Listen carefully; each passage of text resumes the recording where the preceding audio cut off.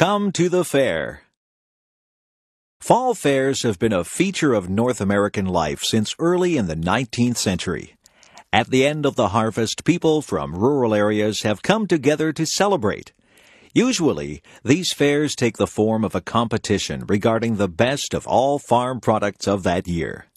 Depending on the part of the country and its most important crop, fall fairs can begin as early as August or as late as November. They usually last several days. When the United States and Canada were organized, they were divided into small units called counties. Larger units were called states or provinces. Many of the best-known fairs are county fairs or state fairs. There are also smaller local fairs and larger ones too, like the Canadian National Exhibition in Toronto, Ontario. Since these fairs are usually annual events, many have developed permanent buildings over the years. Most of these are large barn-like structures. These buildings are used to display new products for farm life, such as tractors, home furnishings, and water systems. Several barns are usually necessary to house all the horses, cows, pigs, goats, sheep, chickens, and other animals in competition. There must also be room to display all the vegetables, berries, and fruits in competition. Finally, there is space for handicrafts, artwork, baked goods, and jams and jellies. Usually there is a grandstand, which is a stage with wooden seats around it. Here, entertainers perform for an audience during the fair. Country and Western singers are usually popular at fairs, but so are comedians, clowns, dancers, and musicians. There may also be other contests, such as a beauty competition for Queen of the Fair, tests of strength for the men, or pie-eating events. Most fairs also have a racetrack, which is used for horse racing, or in some cases, auto racing. Fairs have helped to improve animal breeds, and races encourage the breeding of fast horses. Plowing contests test the strength and steadiness of horses, and so do pulling contests. This spirit of competition has led to improvements in all areas of farming. Every kind of grain, fruit, vegetable, berry, and animal is tested, and only the best win a ribbon. This encourages fairness to improve their products. Farm women compete to produce the best homemade food and crafts. Many kinds of fruit and vegetables are stored in glass jars for the winter. The best of these also receive prizes. Most fairs have a dining area where there is good food served to the public. The goal of improving farming is sponsored by the governments of Canada and the USA. 4-H clubs are youth organizations that encourage farm children to take an interest in farming. 4-H clubs aim at improving the heads, hearts, hands, and health of their members. There are also women's organizations, such as the Women's Institutes in Canada, which work to make the life of farm families better. Fall fairs have taken over the idea of the midway from the circus. The midway has rides like Ferris wheels, merry-go-rounds, and roller coasters. It also has games of chance and skill, such as trying to throw a small hoop over a large bottle. One nice thing about fall fairs is that they are fun for the whole family. Children enjoy the midway and the farm animals. Women like the crafts, food, and household exhibits. Men like the machinery, the horse races, and the crop exhibits. Everyone likes the grandstand shows. Nowadays, not so many people live on farms, but people from towns and cities still enjoy going to fall fairs. They are part of our North American heritage. Hiroshima. North American children know about Hiroshima. They are taught about the dangers of nuclear war. Sometimes they learn the details of the damage that was done. They learn about what happened at 8:15 a.m. on August 6, 1945. People were eating breakfast. Children were going to school and adults going to work. There was a blinding flash of light, a scorching heat, and a mushroom cloud rose up. People close to the explosion were instantly vaporized. Many of those further away would die from burns and radiation. 60,000 houses were destroyed immediately. One concrete structure remained standing, although it was damaged. The local government left the atomic dome standing as a memorial to the explosion. Even those who were not seriously injured in the explosion later became very ill. They became very sick from radiation poisoning. Many developed leukemia. Sadako Sasaki was 2 years old when the bomb exploded. She was apparently uninjured and grew up normally until she was 12. Then she developed leukemia, a disease of the blood and bone marrow. Sadako began to fold paper cranes to protect her from the illness. However, she died in 1955 before she reached 1,000 paper cranes. Her example inspired the Children's Monument at Hiroshima. There is a peace museum in Hiroshima which has objects left by the explosion. These include bottles, metal, stones, and tiles, twisted into strange shapes by the heat. There are objects on which people were vaporized, so that their shape appears like a shadow on the material. There are bits of burnt clothing and many photographs. Why was the bomb dropped? World War II was a long and bitter war. The rules of war, which said not to kill civilians, were forgotten. Hitler bombed London, hoping to break the spirit of the English. Then England bombed Germany to destroy the factories and kill the people who worked in them. Americans wanted revenge for the Japanese attack on Pearl Harbor. The U.S. government had spent $6 billion developing the A-bomb and wanted to use it. Some say that they also wanted to warn the Russians not to cause trouble for America. When American forces advanced on Japan in 1945, they had to decide what to do. Would Japan surrender, or would they fight to the last soldier? American leaders feared that they might lose many men by an invasion. Dropping the atomic bomb would end the war very quickly. President Truman made the decision to use it. Since then, most people have felt that this decision was wrong. It was such a terrible thing to do to people, children, old people, women, men, and babies. Hiroshima inspired many people to try to ban the bomb. They wanted to ensure that atomic bombs would not be used again. Even some of the scientists and air crews involved in making and dropping the bomb at Hiroshima wanted it banned. Perhaps if we can all remember what happened that day, there will be no more Hiroshimas. Niagara Falls. Niagara Falls is one of the world's leading tourist attractions. Millions of people around the world visit here each year. Summers at the falls are especially busy, with traffic jams and parking problems. However, the falls are beautiful in winter, too. Many have asked why people travel so far to see water falling over a cliff. The size and beauty of Niagara Falls help to make it special. While many falls are higher than Niagara, very few are as wide or have such a volume of water. It also helps that Niagara is relatively easy to travel to. When the first Europeans came to Niagara, the falls were surrounded by forest. The noise of the falls could be heard miles away before they were actually seen. The first visitors were filled with horror at the sight. Later, fear ceased to be the main emotion inspired by the falls. Later, visitors were impressed by the beauty and grandeur of the falls, which overwhelmed them with wonder. By the 1830s, people were able to come to the falls by railway. As more and more people came, the tourist industry developed. Early tourism was not well regulated, and there were many complaints about cheats and swindles. Today, there are similar complaints about tourist junk and high prices. The majority of tourists stay on the Canadian side. There are 2 falls separated by an island. Since the Niagara River forms the boundary here between Canada and the United States, each country has one of the falls. The Canadian Horseshoe Falls is wider and more impressive than the American Rainbow Falls. About 9 times more water goes over the Canadian falls. Nonetheless, there is much to be seen on the American side. The island in the middle, Goat Island, is one of the best places to view the falls and rapids. It is on the American side. Newly married couples began coming to Niagara Falls when it was still a secluded, peaceful, and romantic spot.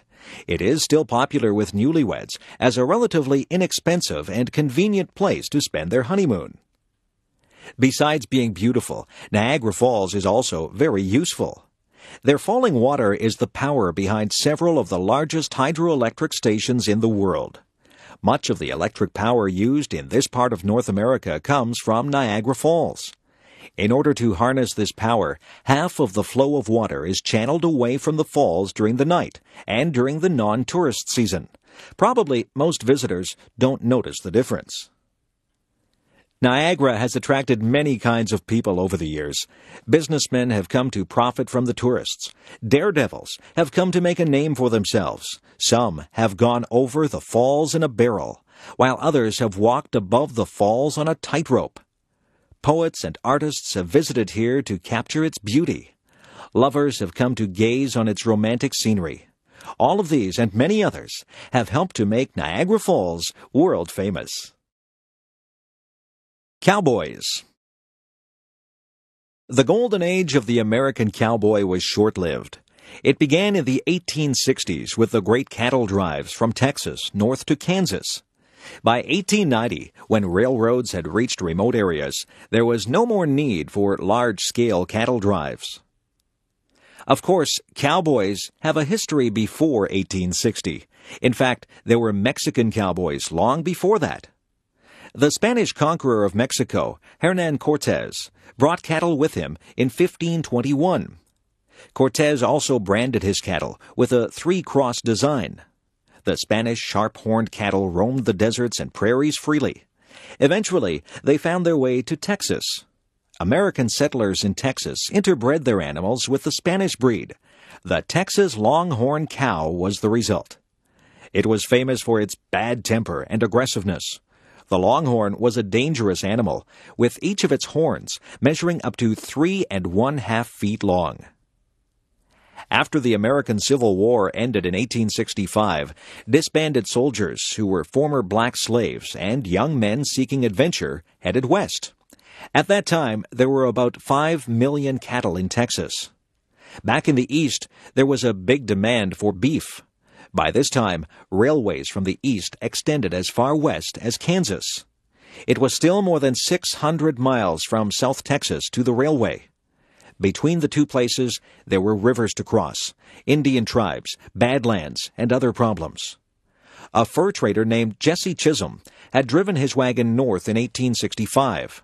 Cowboys and cattle followed the Chisholm Trail north to Abilene, Kansas. This cattle trail became the most famous route for driving cattle until it was barred with barbed wire in 1884. In 1867, cattle dealer Joseph G. McCoy built pens for 3,000 cattle in the little town of Abilene. Soon, Abilene was the most dangerous town in America. After the long cattle drive, cowboys who had just been paid went wild.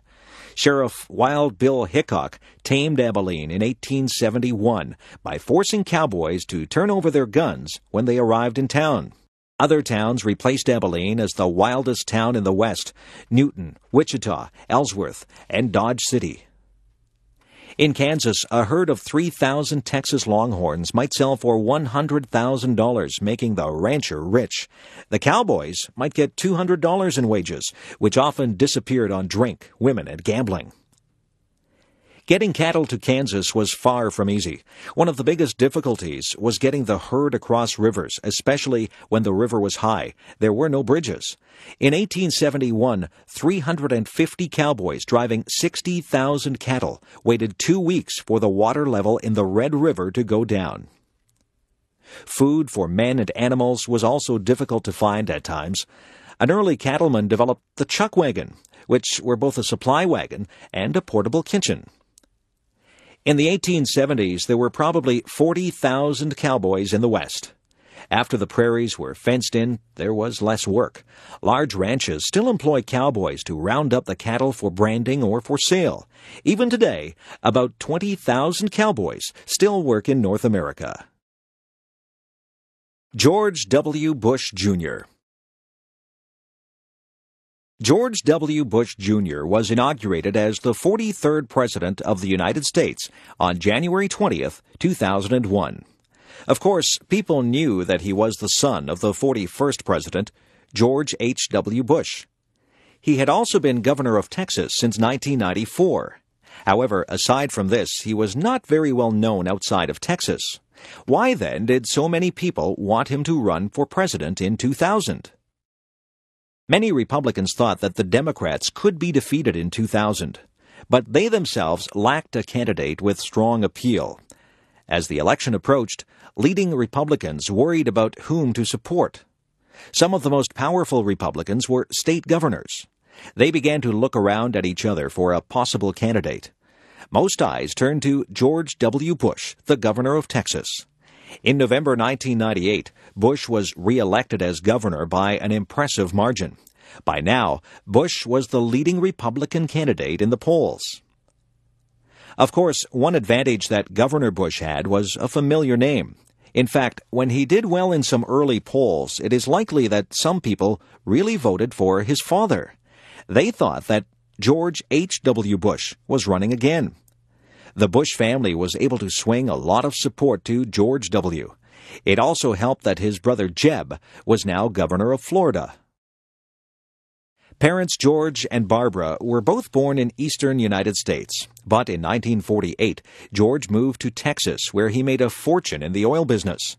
He went into politics in the 1960s and 70s and served in a number of important positions. He was Ronald Reagan's vice president from 1981 to 1989 and president from 1989 to 1993. George W. was born in 1946, the oldest of the Bush children. 3 more brothers and 2 sisters were also born. The youngest sister died of leukemia as a child. George W. attended the same prestigious Eastern colleges as his father. Then he came back to Texas and was a fighter pilot with the Texas Air National Guard. During the early 70s, he wandered from place to place, trying different jobs. After attending Harvard Business School from 1972 to 1975, he came back to Texas and started his own oil exploration company. Although it wasn't as profitable as his father's company, he eventually sold his stock shares for a considerable amount of money. In 1978, he ran for the Senate of the United States, but was defeated. He became closely involved in his father's campaign for president in 1988. Here he developed a lot of the political skills he was later able to use to run for office himself. In 1989, back in Texas, George W. organized a group that bought the Texas Rangers baseball team. He later sold the team in 1998 and made a $14 million profit. In 1994, he surprised the political world by defeating the incumbent governor of Texas. As governor, he pushed ahead with an energetic program, which reflected neoconservative values.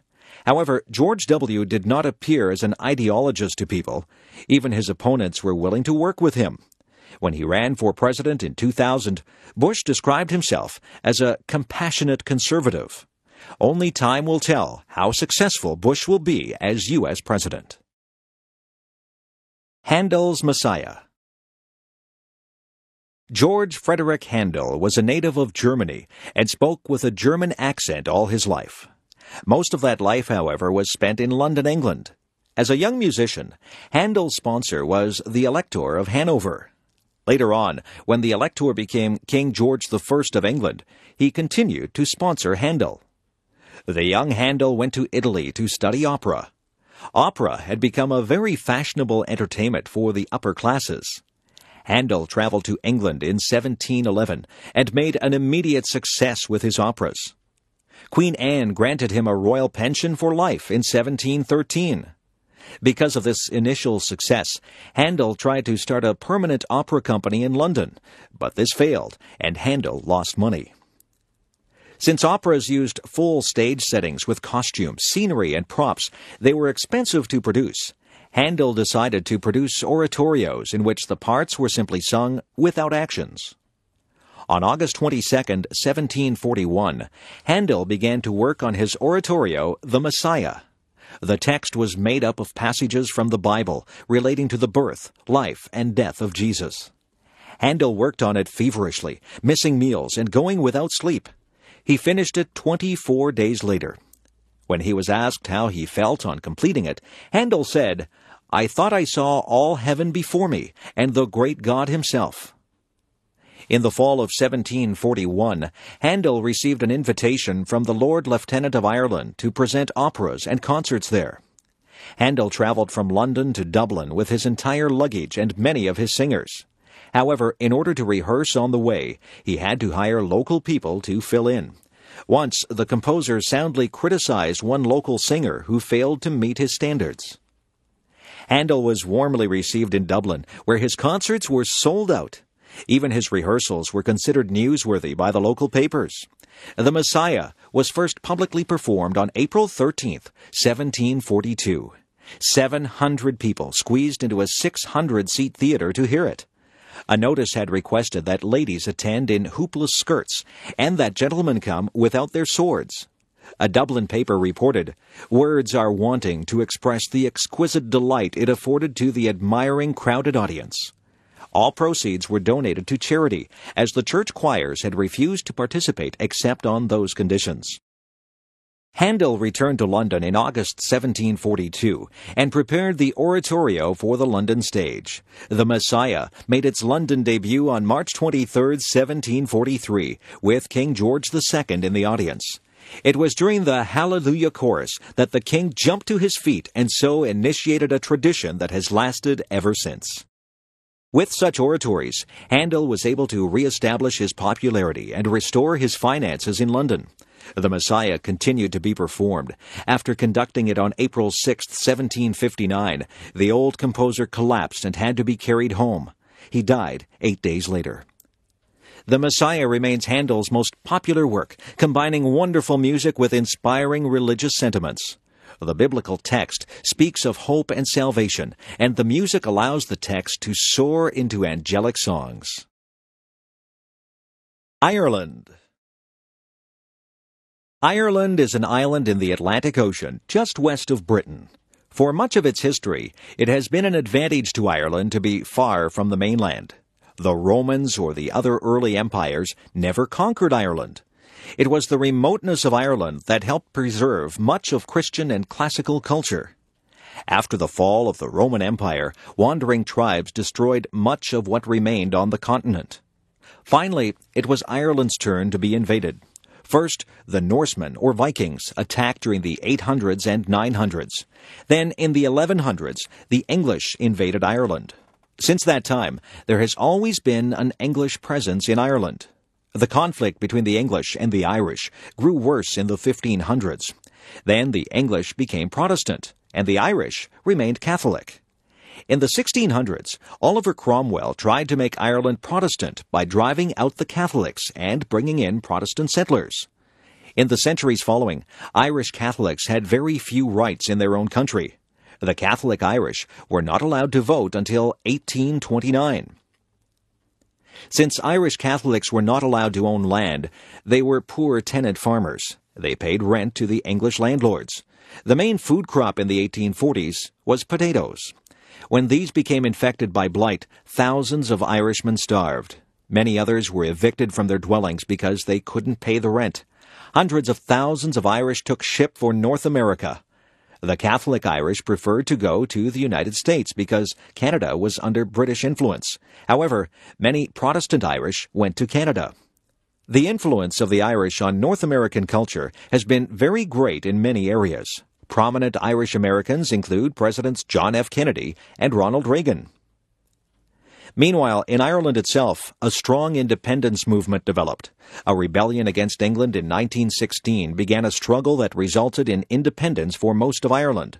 Some Protestant areas in Northern Ireland preferred to stay with England. Republican groups such as the Irish Republican Army wanted to liberate the North from British rule. Nowadays, conflict between Protestants and Catholics is limited to these northern counties. Constant attempts are being made to bring the conflict there to an end. Meanwhile, the Irish Republic of Ayr has become prosperous again. It can sell its agricultural products to the European common market. Irish beer and whiskey are sold all over the world. Ireland is also becoming known for its high-tech industries. Because of this relative prosperity, the population is increasing again after a century and a half of decline. The Irish differ from other people because the vast majority of Irishmen live away from their homeland. However, this exodus from Ireland has helped to spread Irish music, culture, and products around the world. On St. Patrick's Day, March 17th, nearly everyone becomes Irish for the day. Then there is a great party with Celtic music, Irish dancing, green beer, and the wearing of the green. Louisa May Alcott. New England in the early and middle years of the 19th century had a flourishing culture. People were passionately interested in ideas and education. Most New Englanders were strongly opposed to slavery. They were also concerned about other social issues. New ideas resulted in new kinds of writing. These ideas included the importance of doing what seemed right for them, no matter how different it was from what other people thought. People also believed that nature gave them guidance in our lives, and that it was important to live close to nature. These and other ideas were expressed through teaching and writing. Bronson Alcott was one of those who looked at the world in a new way. He looked for work as a teacher so that he could pass on his ideas to others.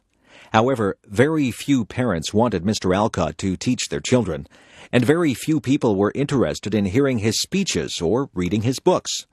As a result, the Alcott family was very poor. Fortunately for Bronson, he married a very capable and energetic woman.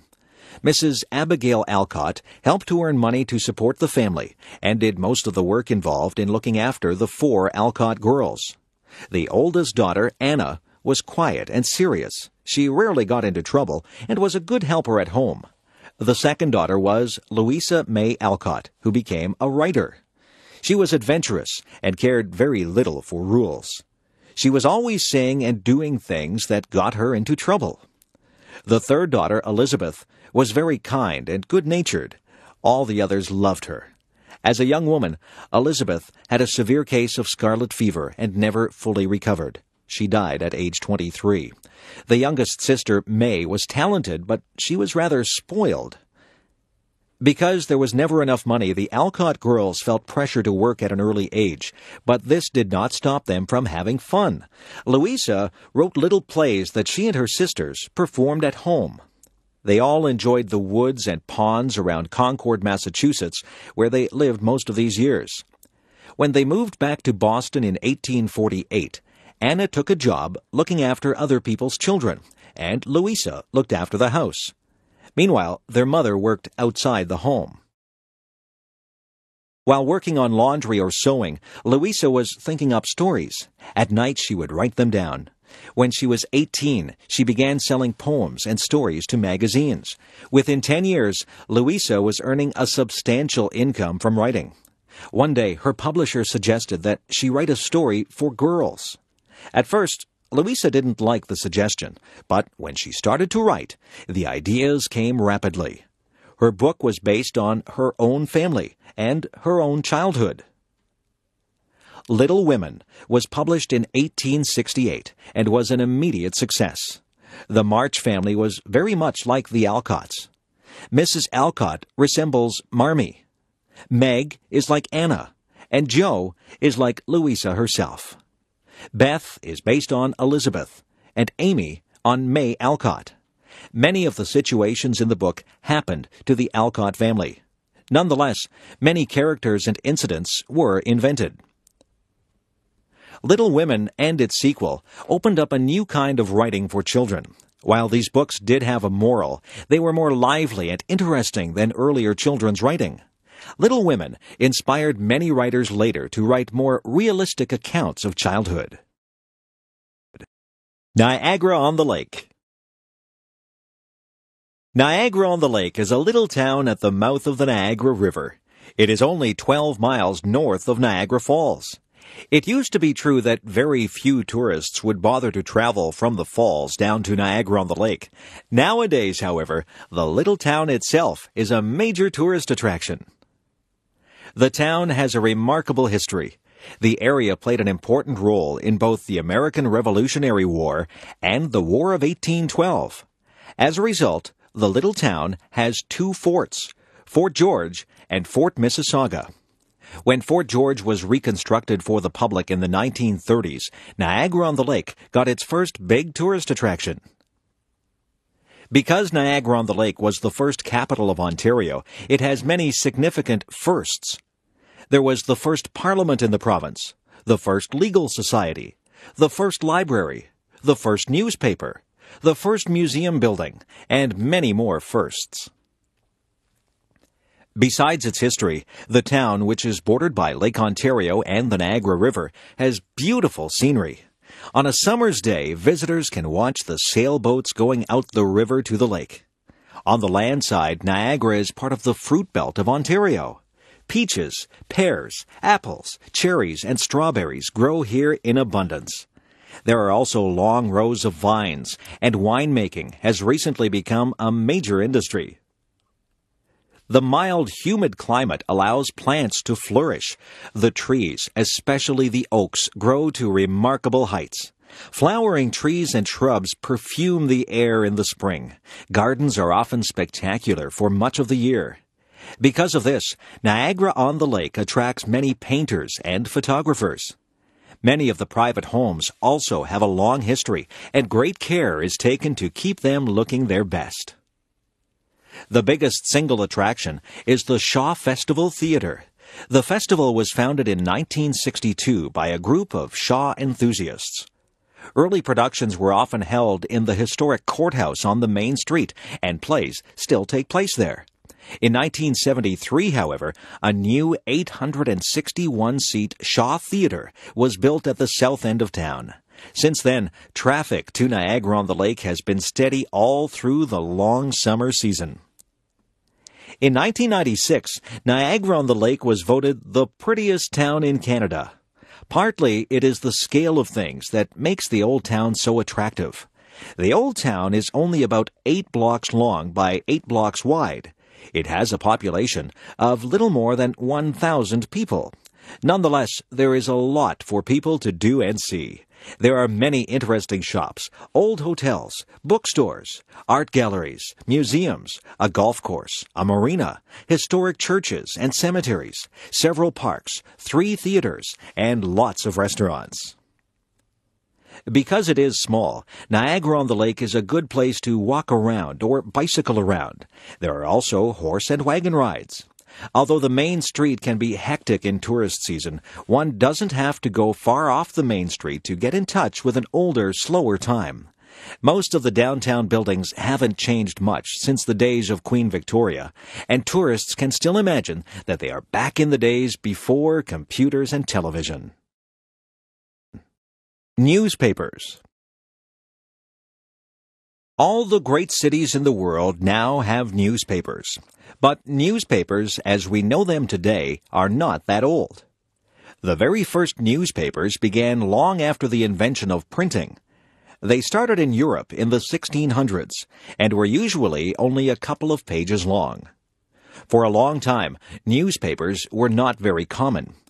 Governments didn't want public discussion of their policies and decisions. Often, they closed down papers or taxed them heavily. The stamp tax on newspapers and pamphlets was one of the causes of the American Revolution. Newspapers began to grow in size when they discovered advertising as a source of income. Nowadays, advertising is the main revenue source for most newspapers. As newspapers became more widely circulated, they could ask for more money for their advertisements. By the late 18th century, newspapers were in common use in Europe. The 1800s and early 1900s was the golden age of newspapers. Improvements in transportation, communication, and printing processes made it easier to collect news from near and far, and to publish papers more quickly and more cheaply. The Weekly Dispatch and the Times, both of London, England, were leading newspapers through much of the 1800s. The Times was one of the first papers to include illustrations. It was the first newspaper to use a steam engine to turn the presses. When the tax on newspapers was reduced in 1836, the Times was able to increase its size considerably. In 1840, it began to use the telegraph to collect news stories. In 1855, the tax on newspapers was finally lifted. The Times made its greatest reputation during the Crimean War between Britain and Russia. British armies fighting in Russia's Crimean Peninsula were not only unsuccessful in the war, but were suffering severely from illnesses. The Times sent out the world's first war correspondent, William Howard Russell, in 1854. His reports from the battle lines had a powerful effect on the British public. A war fund was organized to help the soldiers. Russell forced the government to accept the offer of Florence Nightingale to organize nurses to travel to Crimea. A photographer, Roger Fenton, sent back photos from the war, which were published in the Times. Meanwhile, in America, a more popular approach to newspapers had developed. The newspaper had spread west with the pioneers, and nearly every little settlement had its own paper. American newspapers were cheaper and livelier than British ones. They were aimed at the average person rather than the governing class. Examples of the new style of editing and publishing were Joseph Pulitzer and William Randolph Hearst. Hearst especially employed sensational and emotional writing, which aimed at stirring up the public to action. Hearst is sometimes accused of starting the Spanish-American War of 1898 with his overheated editorials. Nonetheless, his methods were successful in raising circulation and were widely imitated. The modern newspaper contains more than hard news. In fact, news may be a fairly small part of it. Advertisements, gossip, show business, photos of celebrities, sports, stock market prices, horoscopes, comic strips, weather reports, and much more are found in its pages. The modern newspaper is a total entertainment package. A question for the future is whether electronic newspapers will replace paper newspapers. Paul Kane, Frontier Artist. Since Christopher Columbus first met American Indians in 1492, many Europeans had been fascinated by Indian life and culture. As a result, there was a demand in Europe for drawings and paintings of Native Americans. European artists who had never seen an Indian supplied most of this demand. But in the 19th century, several painters traveled into Indian territory to make an authentic record of native life. One of the first artists to do this was the American painter George Catlin. In 1841, Catlin published a book of his work. Catlin's work helped inspire another important frontier artist, the Canadian Paul Kane. Paul Kane was born in Ireland in 1810. His family moved to Toronto, Ontario, Canada, when Paul was 9 years old. The young boy was not very interested in school. At that time, there were still Indians living in wigwams in the Toronto area. Young Paul liked visiting the Indian village instead of going to school. Since Paul spent little time in school, he was largely a self-taught artist. He also became a surprisingly good writer, considering that he had not spent much time studying spelling or grammar. After working some years making and decorating furniture, Kane was ready to travel. He spent the years from 1836 to 1841 living and traveling in the United States. Then he traveled in Europe from 1841 to 1843, studying the great painters of the past. He was back in the USA until 1845, and then he returned to Toronto. Immediately upon his return, Kane headed into the wilderness areas around Georgian Bay, Sault Ste. Marie, and Lake Michigan. His plan was to sketch Indian life before it disappeared forever.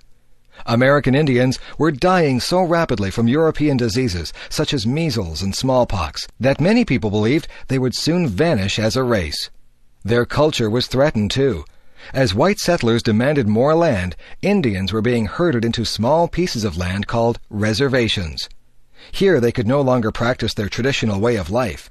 Kane wanted to capture Native American life while it still existed. Kane returned to Toronto at the end of 1845. He had received one good piece of advice, and that was if he wanted to travel into the wilderness, he would have to go with experienced people.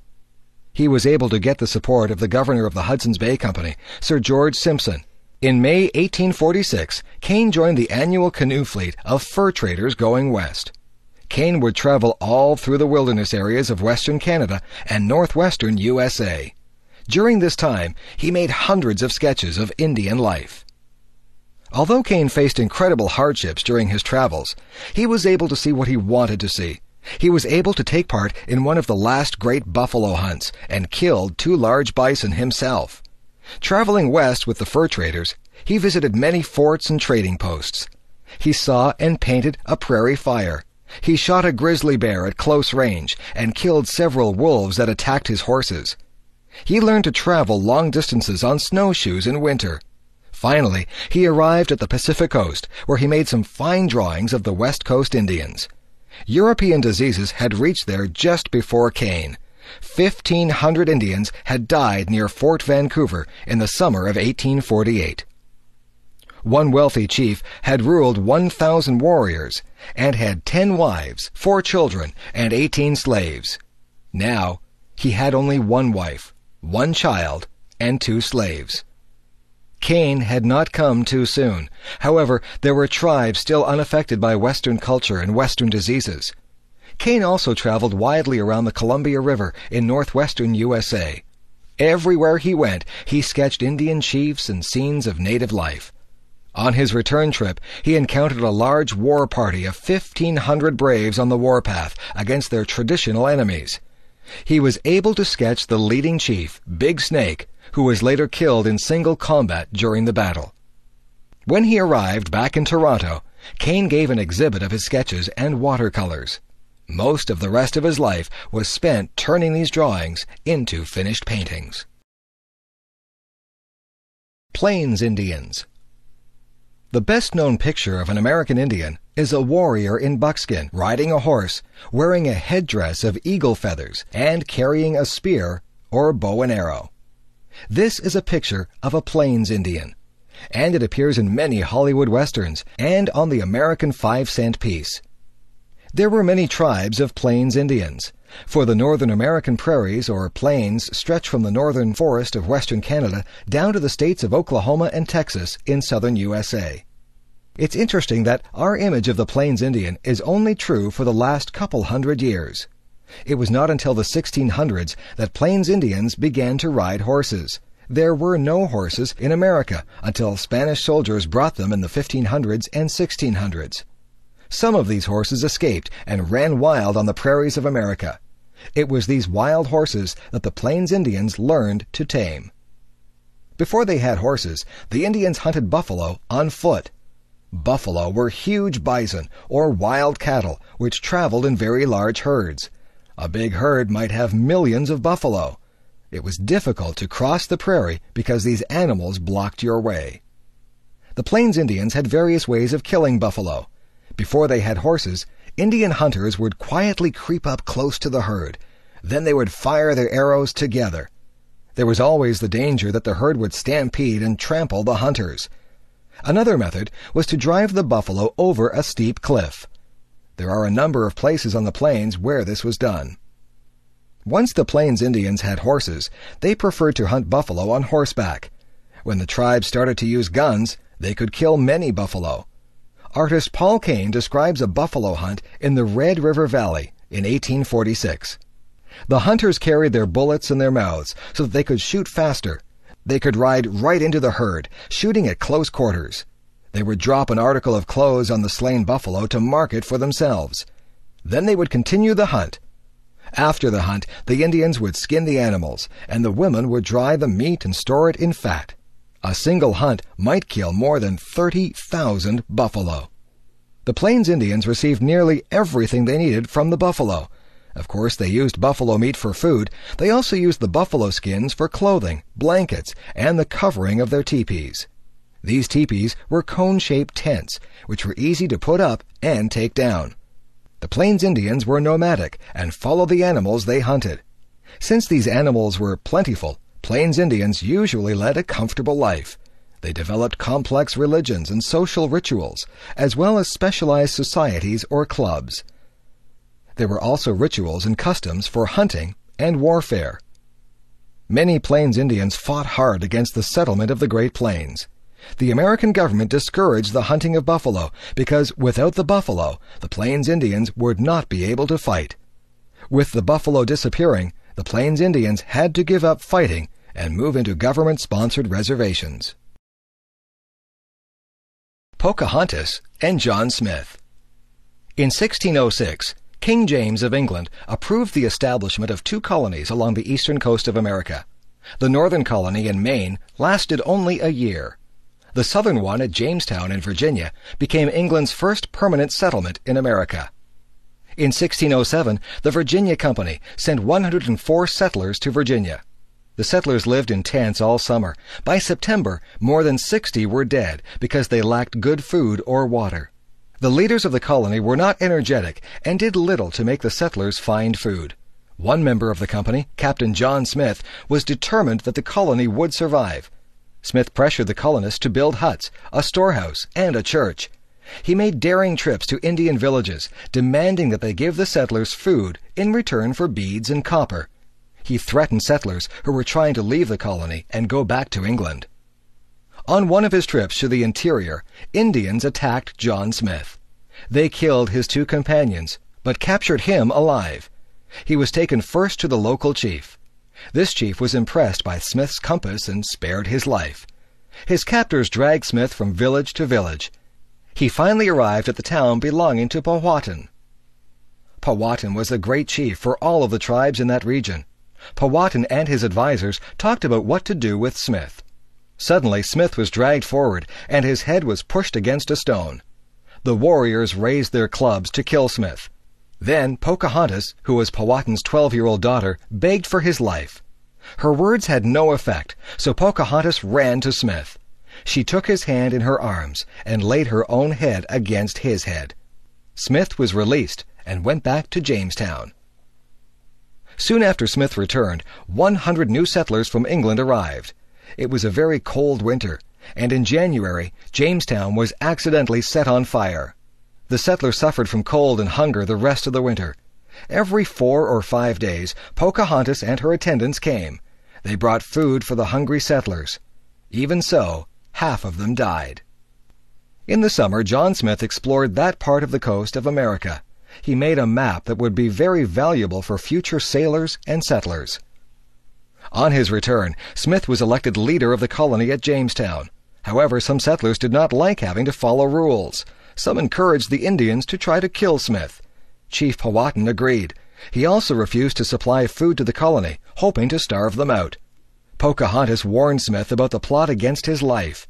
Smith had to fight off several attempts to kill him. Finally, the colony seemed to be growing, and the Indians became peaceful. But in late 1609, Smith was injured in an explosion and returned to England. Pocahontas remained a friend to the colony. She married John Rolfe, one of the settlers. In 1616, she traveled to England with her husband and son. There she saw John Smith once again. She was so surprised to see him that she was unable to speak for several days. Pocahontas had believed that Smith was dead. The following year, she died and was buried in England. Pocahontas's love for Smith and Smith's determination to fight for the colony had saved Jamestown and given the English their first colony in America. Remember the Alamo. The first Europeans in the American Southwest were Spanish explorers and conquerors. They were followed by religious orders that set up missions to Christianize the Indians. One of these missions was San Antonio de Valero. It was founded in 1718 in what is now San Antonio, Texas. Later, the mission structure became known as the Alamo. In 1821, Moses Austin had persuaded the Spanish authorities to give him a charter to settle 200,000 acres in Texas. The elder Austin died shortly after this. 5 weeks later, his son Stephen Austin traveled to San Antonio to have this charter confirmed by the Spanish governor. In 1822, Austin led 150 settlers into Texas. When Austin learned afterwards that Mexico was now independent of Spain, he journeyed to Mexico City to have his charter reconfirmed. The Mexicans appointed Austin regional administrator for his colony. Texas grew rapidly. Cotton farming and cattle ranching were profitable and attracted American settlers. By 1830, there were 16,000 Americans in Texas, 4 times the Spanish-Mexican population. Sam Houston had been a successful soldier and politician. He was a friend and supporter of President Andrew Jackson. However, personal problems and political difficulties led him to leave the USA for Texas. Meanwhile, the struggle for control of Mexico had been won in 1833 by Santa Anna. However, the independent thinking of the Texans infuriated Santa Anna. He had Stephen Austin thrown in jail and sent an army into Texas. Austin was released from jail in time to organize the defense of Texas. The Mexican army was besieged inside the Alamo, and after fierce fighting, surrendered. The Mexicans were allowed to go home. Sam Houston was now elected the state's supreme commander. Not long after this, Santa Anna approached Texas with an army of 6,000 men. Houston decided not to meet Santa Anna in open battle, but to wait for an advantage. He sent frontiersman Jim Bowie to the Alamo. Bowie's orders were to leave San Antonio and destroy the Alamo. When Bowie arrived, however, Texas volunteers were preparing the Alamo for a siege. Bowie and his men pitched in to help. Other volunteers came. The fiery William Travis arrived with 25 men. Then the famous frontiersman, Davy Crockett, came with a dozen Tennessee sharpshooters. When Santa Anna attacked, there were 183 Americans inside the fort. Santa Anna brought up cannon to bombard the Alamo. As the walls began to crumble, 4,000 Mexicans attacked from all four sides. The Mexicans overcame all resistance because of their large numbers, but they suffered very heavy losses. All the American defenders were killed. While the battle was raging, the Texans back at the colony declared their independence from Mexico. Sam Houston now gathered men to fight the Mexican army. At first he retreated while waiting for a suitable opportunity. When Santa Anna's rapid advance left the bulk of the Mexican army behind, Houston prepared to fight. Santa Anna's advance troops moved into swampy land by the San Jacinto River. Houston's men attacked while the Mexicans were having their midday siesta. Their battle cry was, "Remember the Alamo!" The battle was soon over. Many Mexicans were killed, but only a couple of Texans were killed. Santa Anna was a prisoner. Santa Anna readily agreed now to recognize Texas as an independent republic. 90 years later, in 1845, Texas became the 28th state of the USA.